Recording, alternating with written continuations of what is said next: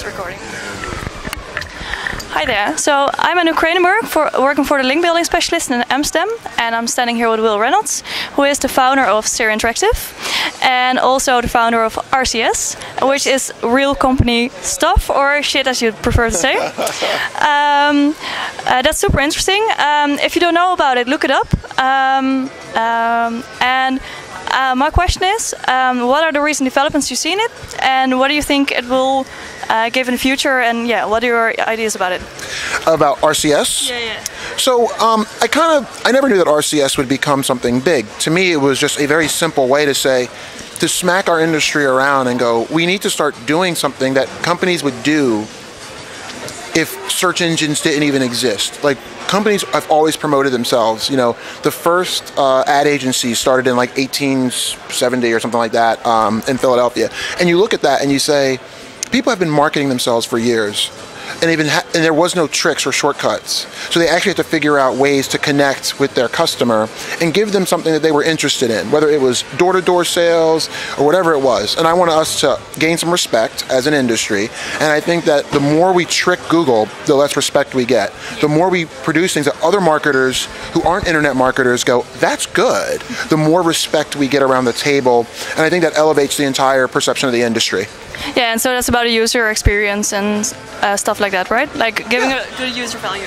It's all about adding value. Yeah. So to me, it's like if you build something and it doesn't help somebody in their decision-making process, take their mind off of something for a little while and be funny, or it's not something they want to share and tell the world about, then what have you produced? Yeah. No.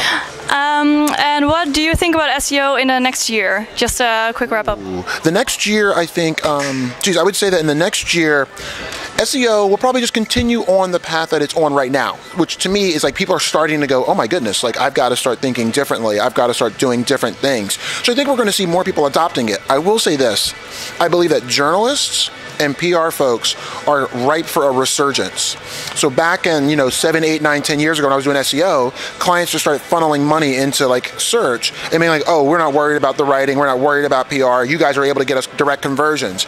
And now that everything's about content, I feel that it's the resurgence of PR people, journalists, and writers who have been ignored for so long because people just outsourced writing to somebody to do it for $10. And now that doesn't get any shares or any promotion, people are going, wait, who should we get to actually write something that people are going to care about? Not just get it done and get some words in.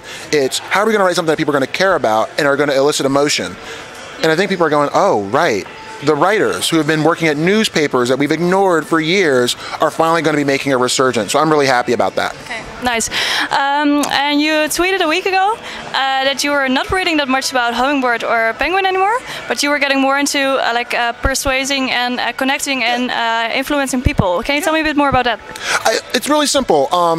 We can spend all day trying to figure out Hummingbird and Penguin Panda, but that never helps you actually do great marketing.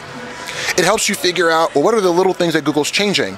And having seen, I've personally seen almost every update that Google's ever done since I've been doing this. I've been doing SEO since about '99. And when you see all the changes Google's made, they've always been about surfacing, for the most part, better content or something connected to that.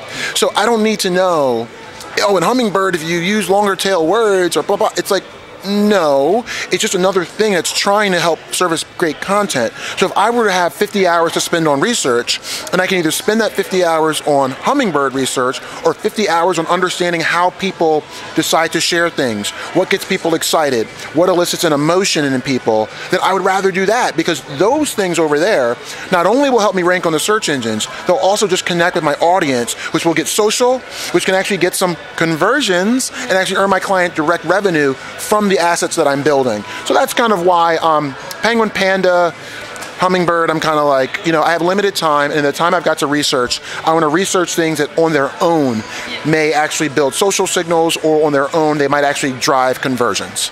Well, excellent. Thank you for your answers and for your time, and have a nice day at Distilled. Thank you so much. Thank you. See ya.